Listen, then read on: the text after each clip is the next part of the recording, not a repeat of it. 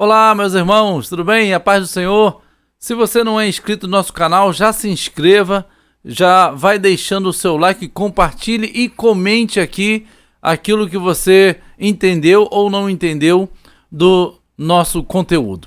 Vamos falar hoje sobre o poder do jejum. Essa arma poderosíssima e muito eficaz em vários aspectos. Vamos falar um pouco sobre esse assunto. Aqui encontramos Moisés, um homem que foi realmente um profeta muito usado pelo Senhor, de intimidade grandiosíssima com o Senhor, e ele esteve durante 40 dias e 40 noites em jejum, para que ali Deus passasse todas as instruções para ele. Está ali em Êxodo 34, 28. Esta aqui é a segunda vez que ele sobe a montanha para receber de Deus as tábuas dos 10 mandamentos. E diz ali que ele passou 40 dias e 40 noites lá na montanha com o Senhor e não bebeu e nem comeu nada. Então, quando ele desce dessa montanha, o seu rosto está com um brilho tão grande que ele precisa colocar um véu. É como se fosse um farol iluminando que ofuscava os olhos das pessoas. Veja que coisa maravilhosa, né? Isso é uma prova de que nos achegamos perto do Senhor e nós é que brilhamos. A nossa luz reflete para todos, né? Então, que a gente possa aprender, né, com essa história de Moisés. Uma outra situação em que houve um jejum de 40 dias e 40 noites foi com Jesus. O nosso mestre Jesus também passou no deserto 40 dias e 40 noites.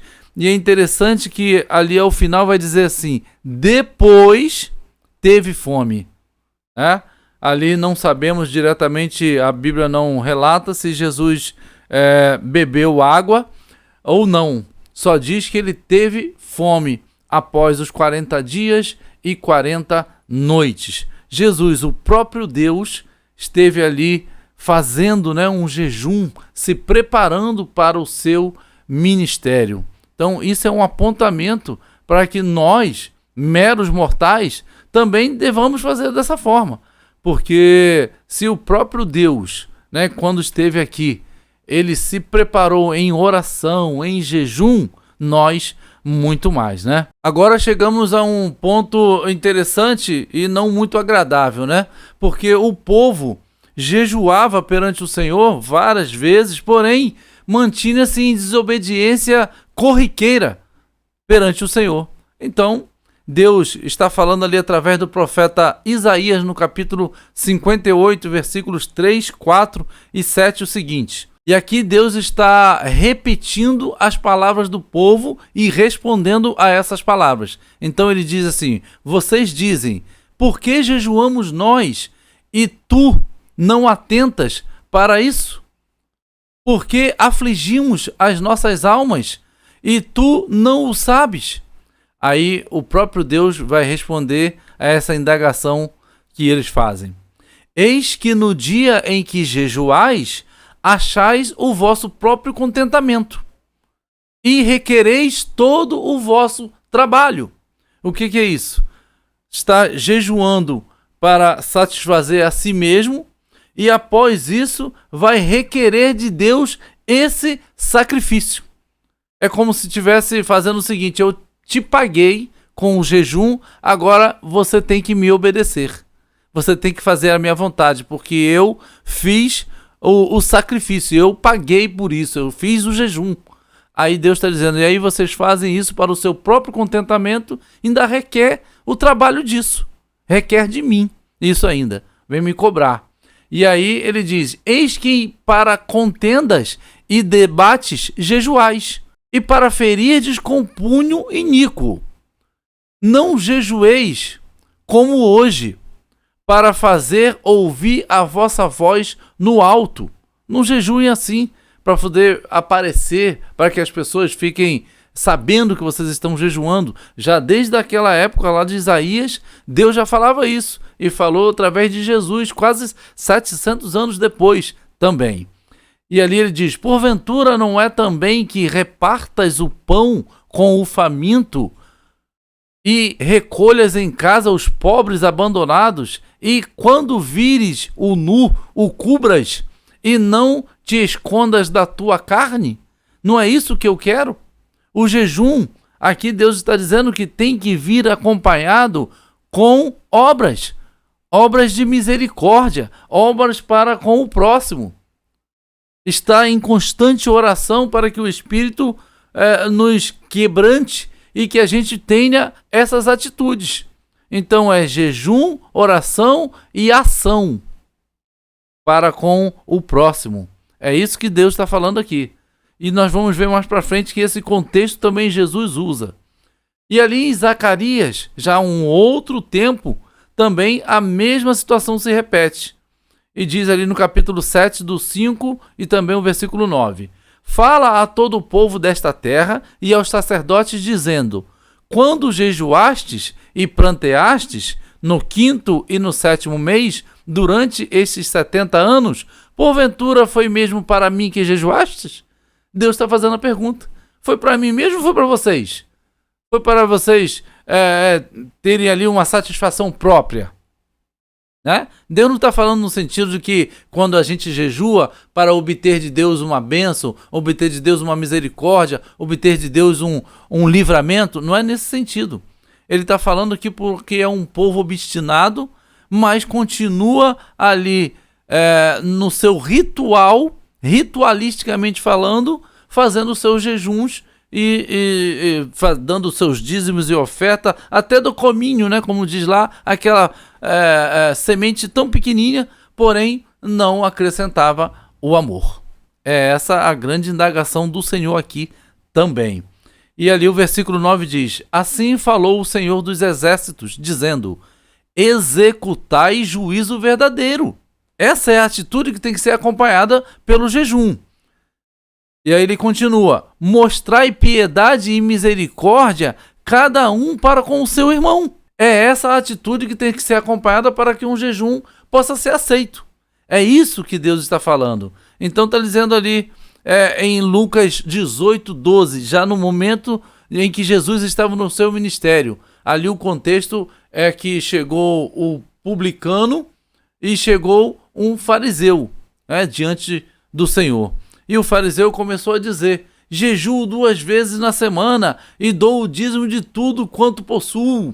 Isso tudo é como se ele estivesse ali jogando, lançando diante de Deus, e com isso tudo ele está também requerendo o valor do seu trabalho, requerendo, como diz lá em cima, todo o vosso trabalho, como diz em Isaías 58. Está esse fariseu fazendo a mesma coisa que está descrito lá em Isaías. E depois vem um publicano, que era um odiado perante o povo, né? Que não seguia o Senhor, que estava ali de uma forma totalmente humilde diante de Deus, e Jesus diz que este publicano saiu justificado e perdoado os seus pecados. O outro nem foi ouvido, por causa da petulância. E aqui então eu escrevi: jejua, mas despreza o próximo, e ainda quer exigir de Deus o resultado desse jejum. E às vezes nós podemos nos pegar assim. Às vezes o mundo, embora que não esteja jejuando para o Senhor, mas ajuda o próximo com o amor que ele tem, com a sua liberalidade, e não requer de Deus nada perante essa liberalidade. E às vezes nós fazemos o contrário. Só jejuamos, requeremos de Deus isso e não fazemos nada pelo próximo. Precisamos mudar muita coisa. Quando não adianta nem jejuar e nem orar. Não adianta em alguns momentos. Aqui é o momento em que o rei Davi, ali no primeiro texto de 2 Samuel 12, 16 e 19, é o momento em que, por causa do pecado de Davi com Batseba, o fruto do ventre que estava em Batseba, que ela estava grávida, o seu bebê nasceu, adoeceu, e ali Davi caiu perante o Senhor com jejum, com pranto, com oração a noite toda.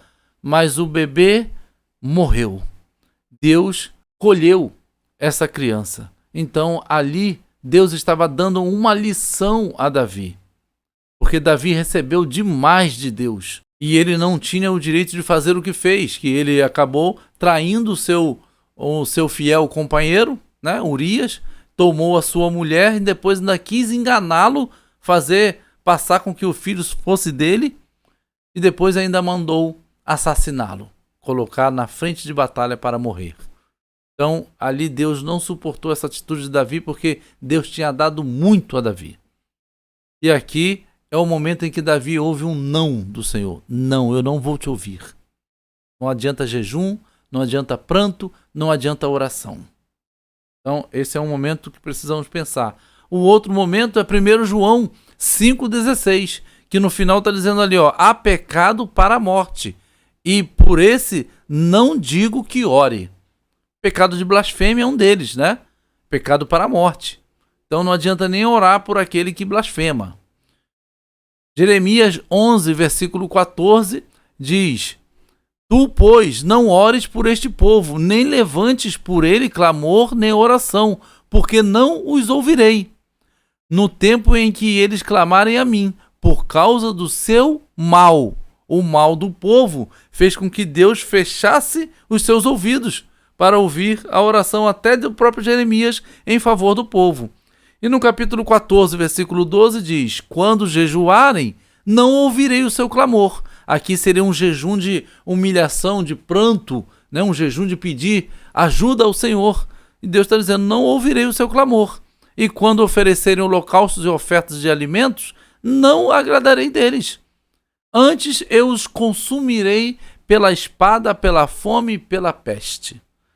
Então, há momentos que Deus fica de tal forma que não adianta oração, não adianta jejum, não adianta pranto. Que a gente nunca, né, através da nossa vida, das nossas atitudes erradas, que a gente possa se arrepender para que nunca Deus chegue a esse ponto conosco, né? Porque quem poderá lutar contra um Deus desse, que vai lutar conosco com a fome, com a peste e com a espada? Né? Que a gente possa ter lições disso. Aqui é interessante: jejum coletivo para matar a carne do próximo. Veja que aqui, o primeiro texto de 1 Reis 21, 9 e 10, o contexto é que Jezabel, ela faz uma carta fingindo que é o próprio rei Acabe que está escrevendo essa carta, porque ela queria matar Nabote, porque Nabote não quis vender a vinha para o rei. Então ela simplesmente tem que matar esse homem. Então ela foi ali e mandou fazer um jejum e mandou chamar filhos de Belial, filhos de demônio, pessoa que tem uma índole ruim, para testemunharem contra Nabote, dizendo que ele blasfemou. E aí Nabote foi apedrejado e morto. Então ali fizeram um jejum, apregoaram um jejum para matar Nabote. O outro caso aqui embaixo foram os judeus com o apóstolo Paulo. Atos 23, 12 e 13. Ali diz que eles não comeriam nem beberiam enquanto não matassem a Paulo. E eram mais de 40 pessoas que fizeram esse jejum coletivo para matar Paulo. E não parariam enquanto isso não acontecesse. Ou seja, seria de tempo indeterminado, porque não sabia quanto Paulo ia morrer, né? Então, olha só a situação, né? Um jejum coletivo para matar o outro. O jejum é para matar a nossa carne diante de Deus, para matar os nossos desejos, nossos anseios e ficarmos mais ligados no mundo espiritual. Mas aqui eles queriam matar a carne do próximo. Jejuando e orando para um propósito. Agora vamos já aprender como jejuar da maneira certa. E ali diz em Atos 13, 2 e 3: E servindo eles ao Senhor e jejuando, disse o Espírito: Apartai-me a Barnabé e a Saulo para a obra que eu os tenho chamado. Então, jejuando e orando e pondo sobre eles as mãos, os despediram. Então vejam que há um servir junto com o jejuar. Eles estavam servindo ao Senhor e jejuando, né? Aqui, nesse contexto geral de Atos, tem ali a ajuda às viúvas, a ajuda aos órfãos, a ajuda ao próximo, né? Ao pobre. Então, muito está ligado à questão de jejuar com orar e com agir com o próximo. E aqui não é diferente. Aí o Espírito Santo vem e age. O Espírito Santo separou agora Paulo e Barnabé para fazer uma obra específica. Aqui agora o segundo texto, 1 Coríntios 7:5, olha que interessante. Não vos priveis um ao outro. Aqui é no sentido do casal, né? Na área sexual de relacionamento entre o casal, está dizendo para não se privar um ao outro, a não ser, né, se não por consentimento mútuo, por algum tempo, para vos aplicardes ao jejum e à oração. E depois ajuntai-vos outra vez. Depois mantenham-se a sua vida sexual ativa. Porque ele está dizendo para que Satanás não vos tente pela vossa incontinência. Então é um mandamento do Senhor isso, né? E só se apartaria por um pouco de tempo para o jejum e a oração. Então é importante. Jejum para se humilhar diante de Deus. É mais uma forma que podemos fazer o jejum, né? E ali Joel 1, versículo 14 diz: sacrificai um jejum, convocai uma assembléia solene, congregai os anciãos e todos os moradores desta terra, na casa do Senhor vosso Deus, e clamai ao Senhor. O contexto aqui é um contexto de perseguição, um contexto não muito bom, por isso ele está dizendo, conclamai um jejum solene, uma assembleia, todos ali juntos na igreja, e clamem ao Senhor. É o que está falando ali, né? Na casa do Senhor vosso Deus, e clamai ao Senhor. Neemias 1, 3 e 4, o contexto ali que Neemias está triste, porque ele recebe informações do seu irmão sobre Jerusalém. Ele está na Pérsia, no reino da Pérsia, e de repente ele recebe informações que o povo está desprezado, as muralhas estão todas caídas em Jerusalém, o povo está numa miséria que só. E ele, embora estivesse servindo ao rei, estava bem, ele agora sente a dor do seu povo. E ali diz: e sucedeu que, ouvindo eu estas palavras, assentei-me e chorei, e lamentei por alguns dias, e estive jejuando e orando perante o Deus dos céus. Aí é nesse momento que o rei o vê triste, pergunta o que é, e ele diz toda a situação ao rei, e o rei o libera para ir a Jerusalém reconstruir os muros da cidade.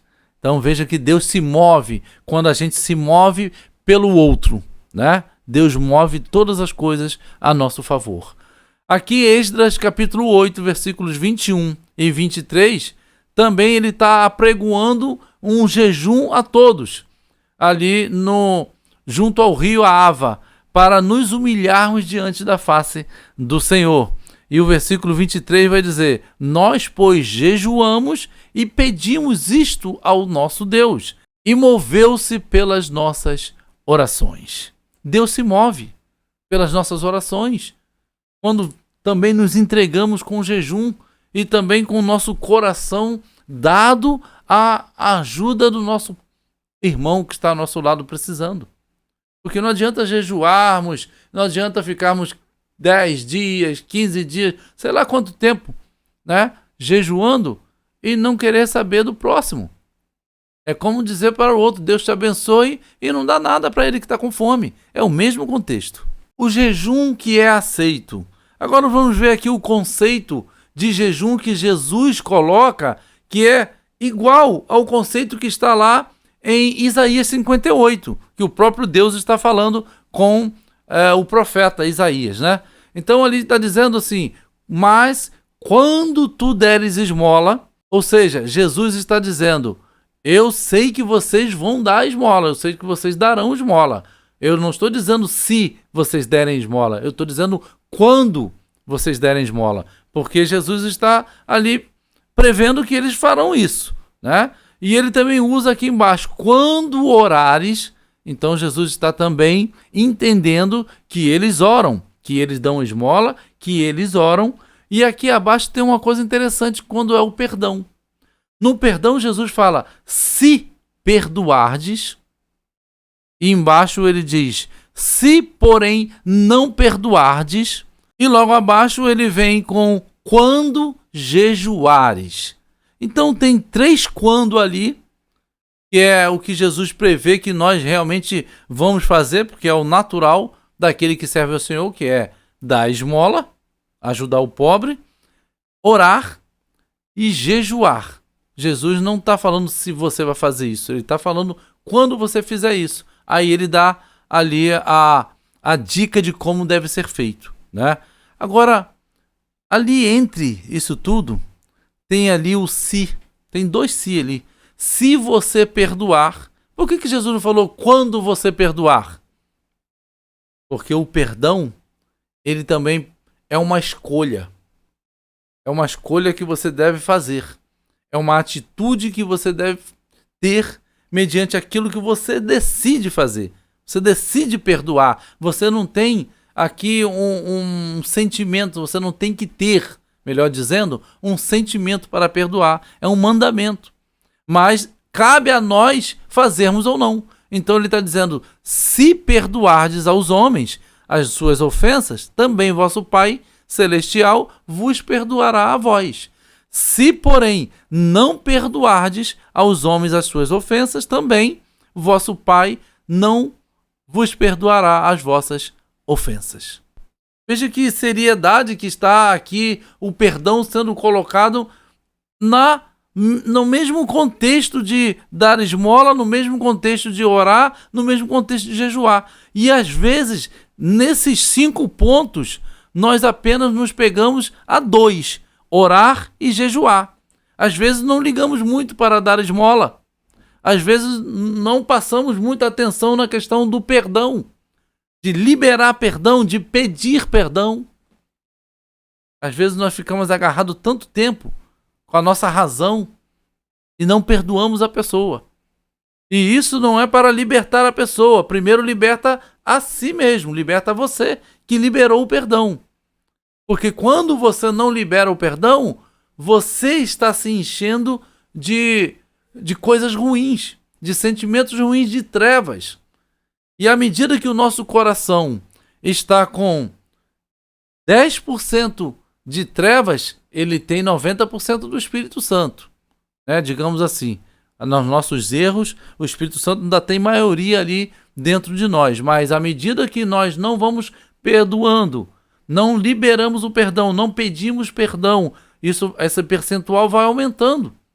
Vai para 40% contra 60% do Espírito Santo, vai para 65% contra 35% do Espírito Santo. Então temos 80% de trevas e 20% do Espírito Santo, porque não perdoamos o nosso próximo, não liberamos, gostamos de ficar na nossa razão. Não, eu sofri muito, essa pessoa me fez passar por isso, por aquilo, eu tenho direito de me sentir assim. É como se a gente ficasse com essa gana, esse orgulho dentro de nós. E aí chega ao ponto de estar 100% de falta de perdão e nenhum por cento do Espírito Santo. 100% de trevas. E a gente às vezes continua orando, continua jejuando e às vezes até dando esmolas. Mas, se não perdoardes as ofensas, vosso Pai não vos perdoará. Então que a gente se ligue nisso, porque é libertação para nós. E pedir perdão a alguém também é libertação para nós e para o outro. E mesmo que o outro já não esteja mais aqui, passou dessa vida, libere o perdão no mundo espiritual. Perante o Senhor, peça perdão a Deus por ter perdido tanto tempo com aquela mágoa ali dentro, desnecessária. O Senhor pode limpar o seu coração desse peso, para que o Espírito Santo seja 100% dentro de você e não tenha trevas nenhumas. dentro do coração. Então, ali é um texto interessantíssimo, porque dar esmola, orar, perdoar e jejuar está no mesmo contexto em que Jesus contou ali a sua história. Jejum coletivo. Agora, a importância do jejum coletivo, o poder que tem o jejum coletivo. Tem a história de Esther, né? Que nós sabemos que o povo estava jurado ali e já com lei do rei em cima para matarem os judeus lá na Pérsia. Então, a rainha Esther, que era judia, ela conclama o povo a 3 dias de jejum. E ela ali, jejuai por mim e não comais nem bebais por 3 dias, e nem de dia nem de noite. E eu e as minhas servas também assim jejuaremos, e assim irei ter com o rei, ainda que não seja segundo a lei, e se perecer, pereci. Porque ela tinha que ser anunciada, tinha que estar marcada, e o rei liberasse a sua entrada. Por isso que ela está dizendo, ainda que não seja segundo a lei, eu vou entrar perante o Senhor, meu rei. Se ele me aceitar e o seu cetro ficar para cima, ele aceitou a minha entrada ali no salão, né? Ali perante ele, perante o seu trono.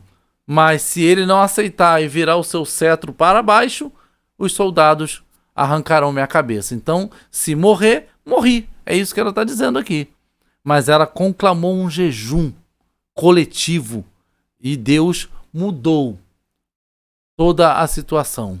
Deus protegeu o seu povo lutou contra o inimigo e o inimigo foi enforcado na forca que ele fez para matar o primo de Esther. E Deus livrou todo o povo. O outro caso é aqui com Jeosafá, o rei Jeosafá, que também apregoou um jejum a todo Judá, porque ele estava ali num momento em que o exército inimigo ia invadir a Judá, e ali Deus, por conta desse jejum, Deus libertou o povo. E a última aqui é de Jonas, né? Muito conhecido, quando os ninivitas, ao ouvirem ali o decreto de Jonas, que em 40 dias a cidade seria totalmente subvertida, o rei e todo o povo e até animais fizeram jejum perante Deus, ímpios. Eles se arrependeram da sua maldade e Deus se arrependeu do mal que jogaria sobre Nínive, sobre a sua cidade. Então o jejum coletivo, ele tem um poder espetacular, um poder extraordinário que nós não conhecemos. Agora, chegando ao fim do nosso estudo, o jejum traz autoridade espiritual. Aqui Jesus se depara com um momento em que os discípulos voltam porque não conseguiram expulsar um demônio do corpo de uma pessoa. E ali Jesus diz, mas esta casta de demônios não se expulsa senão pela oração e pelo jejum. Mateus 17, 21. Então, Jesus jejuou e Jesus tinha a autoridade para expulsar qualquer demônio, porque também era o próprio Deus. Mas ele mesmo se preparou. E é para nós uma ordem praticamente, né? Para que tenhamos autoridade no mundo espiritual. Autoridade sobre os demônios, autoridade sobre enfermidades, autoridade para estar orando por uma pessoa e abençoando a vida daquela pessoa. Então, o jejum, ele acompanhado de oração e de boas obras para com o próximo, ele é um conjunto de muito poder que Deus derrama sobre nós. Uma coisa que às vezes acontece é que às vezes precisamos fazer um jejum porque temos um exame para fazer no dia seguinte, um exame médico. E aí, às vezes, paramos de nos alimentar às 8 da noite do dia anterior e vamos para o outro dia fazer um exame que às vezes pode ir até meio-dia, 1h, dependendo do lugar e da quantidade de pessoas que está ali para também fazer esse exame.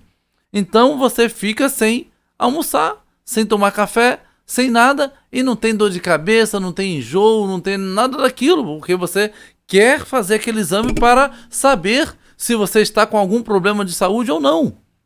Mas quando vai fazer um jejum para o Senhor, a gente fica logo, não posso fazer muito porque eu estou tomando remédio, eu não posso fazer muito porque eu tenho dor de cabeça, não posso fazer muito tempo porque eu isso, porque eu aquilo, e aí quer fazer, às vezes, das 10 da manhã até meio-dia, quer fazer de 8 da manhã até as 10 da manhã, quer fazer só de 8 a meio-dia. Não é necessariamente o tempo que vai fazer a gente ter ou não poder, né? Mas também o tempo. Por que Jesus fez 40 dias? Por que Jesus não fez de 8 a meio-dia, todos os dias? Comia e depois de 8 a meio-dia, depois de 8 a meio-dia. Por que ele ficou os 40 dias direto? Por que Moisés ficou os 40 dias direto? Ali em Esther, 3 dias direto. Então, irmãos, o tempo em que você faz também demonstra para Deus o que você quer. Quanto você está se dedicando para aquilo que você necessita de Deus. Deus está olhando o seu coração. Então, às vezes, é preciso nos esforçarmos um pouco a mais. Alguém vai dizer, não, na graça não precisa fazer esforço. Lê do engano. A graça, ela deu uma piorada no bom sentido do que a lei. Porque no tempo da lei, o pecado era o que era externamente feito. Quando você matava alguém, é que você era considerado um assassino. Na graça, Jesus disse, se você odiar alguém sem causa, você já o matou. Se você olhar para uma mulher e pensar com maldade com ela, você já adulterou com ela. Está muito mais pesado, não está? Está muito mais complicado na graça? Porque todo o grande benefício que Deus nos dá, que é a graça, vem um grande sacrifício junto. Então que a gente não possa banalizar a graça, possa colocá-la no ponto certo. Então estar fazendo um esforço é algo que Deus também requer de nós, porque esforçai-vos por entrar na porta estreita. Foi isso que Jesus disse. Então que Deus possa abençoar a sua vida. Aprender um pouquinho mais sobre o jejum, sobre a oração e sobre doação. Então espero que você tenha gostado desse estudo. Mais uma vez eu te peço, deixe um like, compartilhe nossos vídeos, se inscreva em nosso canal e que Deus possa continuar então abençoando a sua vida com toda sorte de bênçãos. A paz a todos.